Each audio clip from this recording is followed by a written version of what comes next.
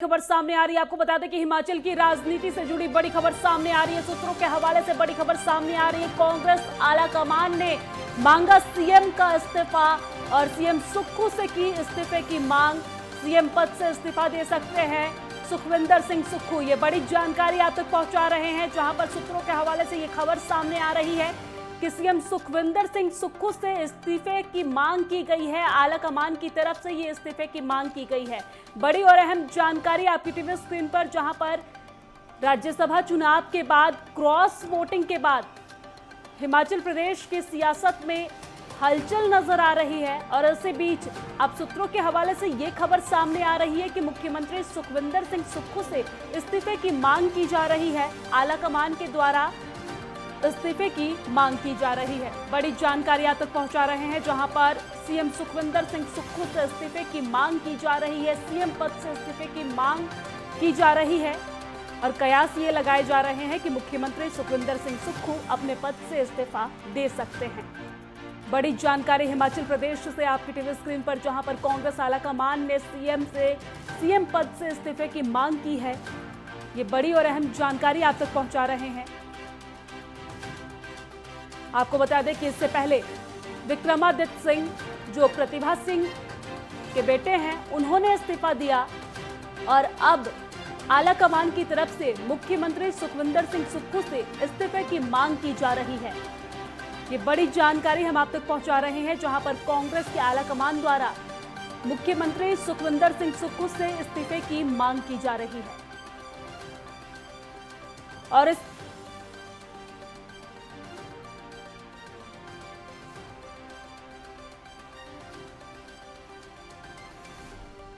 इसी खबर पर ज्यादा जानकारी के साथ हमारे साथ हमारी संवाददाता ईशा ठाकुर फोन लाइन पे जुड़ गई है। ईशा, खबर ये सामने आ रही है कि मुख्यमंत्री सुखविंदर सिंह सुक्खू से इस्तीफे की मांग की गई है। क्या कुछ अन्य जानकारी आपके पास है? बिल्कुल, देखिए, क्योंकि कांग्रेस आलाकमान की बात करें तो उनकी तरफ से पूरी कोशिश की जा रही है कि जिस तरीके से कांग्रेस विधायकों की तरफ से बगावती तेवर यहाँ पर मुख्यमंत्री को लेकर दिखाए गए हैं, तो ऐसे में किसी भी तरह से सरकार को बचाया जाए। तो ऐसे में मुख्यमंत्री से यहाँ पर इस्तीफा मांग लिया गया है और सुखविंदर सिंह सुक्खू, जिस तरीके से हमें सूत्रों से जानकारी मिल रही है, उन्होंने भी आलाकमान को अपने इस्तीफे की पेशकश कर दी है।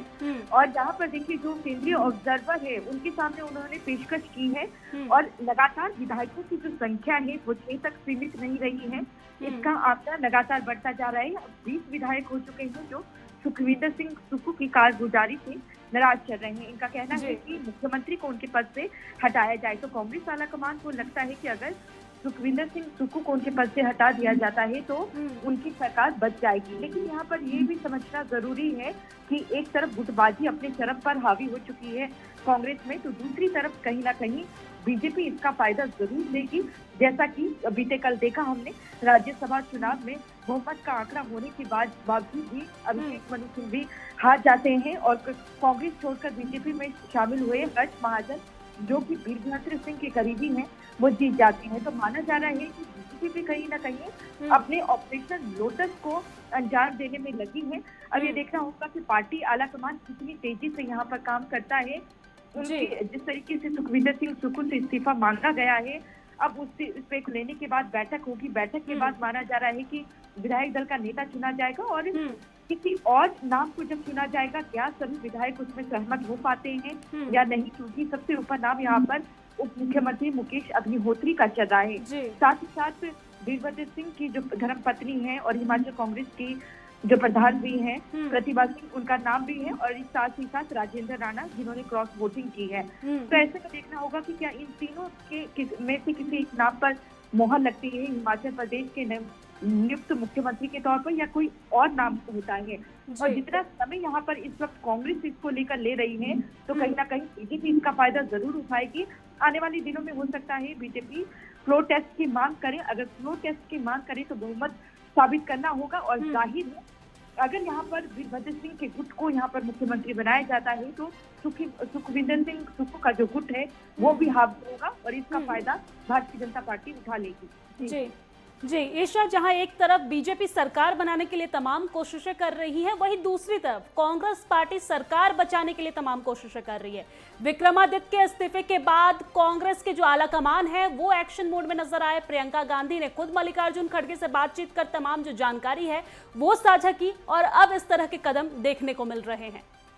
देखिए, अगर हम वीरभद्र गुट की बात करें, क्योंकि राजा वीरभद्र सिंह जो पूर्व मुख्यमंत्री रहे हैं हिमाचल प्रदेश के, उनके बेटे हैं विक्रमादित्य सिंह, उस गुट को क्योंकि उस गुट का सुखविंदर सिंह सुक्खू के साथ 36 का आंकड़ा रहा है। जब वीरभद्र सिंह मुख्यमंत्री थे, सुखविंदर और सुक्खू और उनकी अनबन जगजाहिर रही थी, और सुक्खू को जब मुख्यमंत्री भी बनाया गया था तो प्रतिभा सिंह का जो गुट है वो हावी हो गया था, लेकिन कहीं ना कहीं उन्हें मनाने की कोशिश की और आला कमान सफल साबित भी हुआ था। लेकिन 14 महीने बाद जिस तरीके से खिचड़ी तोड़ी है, क्रॉस वोटिंग यहाँ पर हो जाती है। अभिषेक मनु भी कदावर नेता जिन्हें राज्यसभा भेजना था हिमाचल से कांग्रेस में, वो हार जाते हैं और यहाँ पर उसका फायदा बीजेपी ले जाती है। और माना जा रहा है कि अगर जल्द समय रहते इस पूरे मसले को सुलझा नहीं दिया जाता है, जिस तरीके से दो गुट अभी आपस में दोनों के ही अनबन जगजाहिर है, तो ऐसे में इसका फायदा बीजेपी जरूर उठा लेगी। और ऑपरेशन लोटस की अगर बात करें तो लगभग वो हिमाचल प्रदेश में सफल होता नजर आ रहा है, क्योंकि सुक्खू से इस्तीफा मांग लिया गया है। अभी तक राज्यपाल को उन्होंने इस्तीफा नहीं भेजा है, लेकिन माना जा रहा है शाम तक वो इस्तीफा भेज सकते हैं। इसके बाद किसका सामने आता है, क्या उस पर भी सहमति बनती है या नहीं, इन सब के बीच बीजेपी की पूरी कोशिश रहेगी कि किस तरीके से विधायकों को तोड़ा जाए। जिस तरीके से देखिए, मुख्यमंत्री से आलाकमान इसलिए भी नाराज है क्योंकि मुख्यमंत्री को ये भनक तक नहीं लगी कि जो विधायक उनसे सुबह वोटिंग से पहले नाश्ते में बैठे हैं, उनके साथ बातचीत कर रहे हैं और रात का भोजन भी उनके साथ करते हैं, वही उनके खिलाफ जाकर क्रॉस वोटिंग कर लेंगे। तो यही वजह है कि एक नाराजगी यहाँ पर मुख्यमंत्री को लेकर भी आला कमान ने जाहिर की है। और एक तरीके से यहाँ पर वीरभद्र सिंह का जो गुट है, विक्रमादित्य का गुट, वो हावी हो चुका है और देखना होगा क्या सहमति बन पाती है नए चेहरे पर या नहीं। लेकिन इन सब का फायदा यहाँ पर लग रहा है, जिस तरीके से अन्य राज्यों में हमने देखा, किस तरीके से मुंबई में, महाराष्ट्र की बात करें या फिर बिहार की, या फिर हम मध्य प्रदेश में जिस तरीके से हुआ था ऑपरेशन लोटस सफल हुआ था, वैसा ही कुछ अब देखने को हिमाचल प्रदेश में भी मिल सकता है। जी ठीक है, शुक्रिया तमाम जानकारी साझा करने के लिए। नजर बनाए रखिएगा, आगे भी आपसे अपडेट लेंगे।